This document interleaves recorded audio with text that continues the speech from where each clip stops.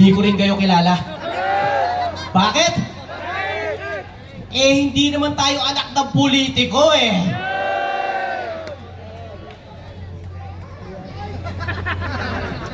Ang dalawang tatay ko ang nagbabayad ng utang ng Pilipinas. Ang isang tatay ko, pangalan niya, Carlito Urubia. Ang isang tatay ko, pangalan niya, Dante Aldabe.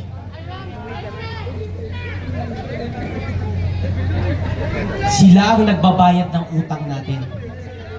Bakit? Kasi ang dalawang tatay ko ay OFW. Kaya palakpakan natin ang lahat ng overseas Filipino worker na dahil sa kanila, buhay pa rin tayo! Kung napanood nyo ang video ni Ma'am Corazon sa interview niya kay Atty. Guanzon, sa kanya galing yun. Marcos Sr., nagkautang na tayo ng malaki. Mula noon hanggang ngayon, recently lang, nabayaran na pala natin yun. At OFW ang trumabaho nun.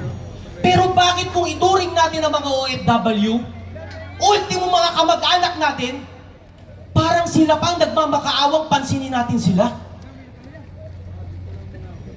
Rinirepresenta ko ang maliliit na negosyante sa Pilipinas.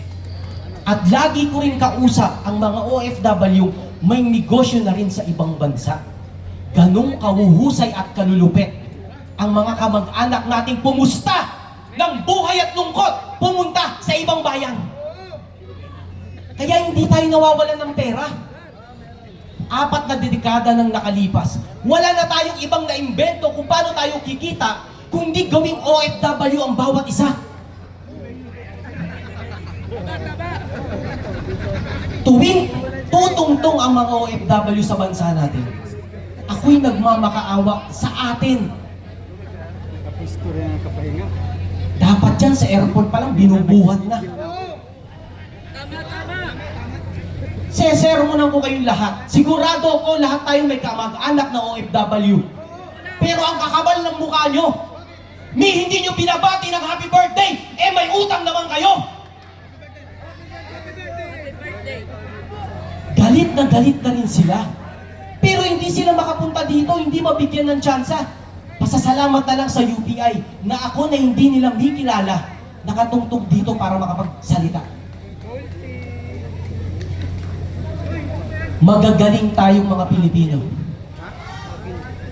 Sobra-sobra, pero kung maliitin tayo ng mga nakaupo, ito parang nagmamakaawa tayo.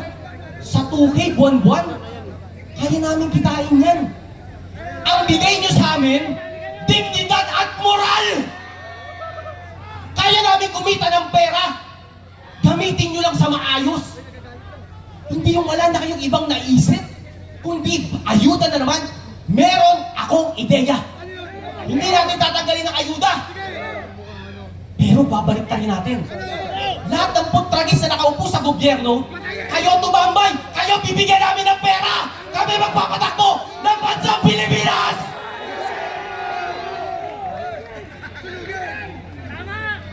Kamamatay lang ng pangalawang tatay ko last month. Siya ang tatay ng misis ko. Ang dalawang kapatid ng misis ko, nagtatrabaho pa rin sa Dubai. Ang isa sa Canada. Biglang umuwi dito kasi biglang namatay ang tatay nila. Biglang namasahe, ang laki ng gastos, saglit lang sila dito. Ito may requirement pa pala na kailangan dumaan ka sa OWA. May aasikasuhin kang papel. Yung kapatid ko sa misis ko, pinagalitan pa ng teller. Wala daw siyang dala na papeles na requirement doon sa kailangang papel para makabalik kung saan bansa siya nagtatrabaho. Halos pagalitan pa.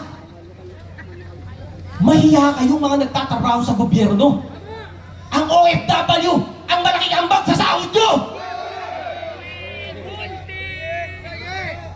Kaya yung nakita nating pinagmumura, pinagsisisigawan sa ibang bansa ng mga kapwa nating Pilipino,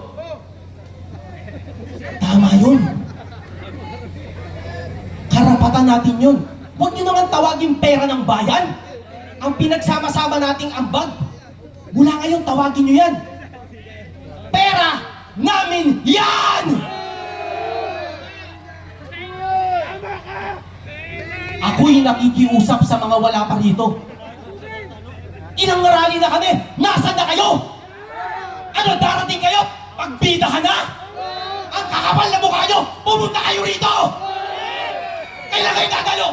Kapag championship na, tapos kayo bida, kami mga dito pagod na pagod, tirik sa araw, basa sa pawis! Puta kayo, hindi nyo i-recognize! Kayo na naman! Magtatatlong rally na! Yung mga mukhang dapat na nandito, hinihintay ko, wala pa rin sila!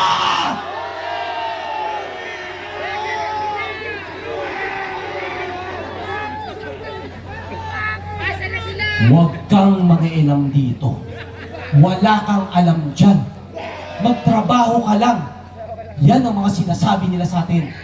Na huwag daw tayong makisawsaw sa politika. Pwede ba yun?